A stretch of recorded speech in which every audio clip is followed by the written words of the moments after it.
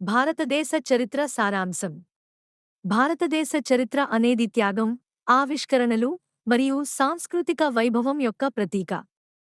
అనేక సామ్రాజ్యాలు, సాంస్కృతిక మార్పులతో ప్రయాణించిన భారతదేశ చరిత్ర ఇప్పటికీ ప్రపంచాన్ని ఆకట్టుకుంటోంది. ఇది 5 ముఖ్య విభాగాలుగా చూడవచ్చు. సింధు లోయ నాగరికత హరప్పా, మొహంజోదారో వంటి నగరాలతో అద్భుతమైన నిర్మాణాలను ఆవిష్కరించింది. వేదకాలంలో ఆర్యుల ఆగమనంతో వేదాలు, యజ్ఞాలు, కుల వ్యవస్థ విస్తరించాయి. గుప్తుల కాలంలో కళలు, సాహిత్యం అభివృద్ధి చెంది దక్షిణ భారతీయ రాజులు శిల్పకళ, శాస్త్రాలు విశేషంగా విసిరారు. మొఘల్ సామ్రాజ్యం సంస్కృతుల సమ్మిళితంతో అభివృద్ధి చెందింది. తాజ్మహల్ వంటి కట్టడాలు ఈ కాలపు వారసత్వం. స్వాతంత్ర్య పోరాటం, మహాత్మా గాంధీ మరియు నేతృత్వాల క్రింద భారతదేశాన్ని 1947లో స్వేచ్ఛ అందించింది. భారత రాజ్యాంగం అమలులోకి రాక, దేశం సాంకేతిక, ఆర్థిక రంగాల్లో ప్రగతిని సాధించింది.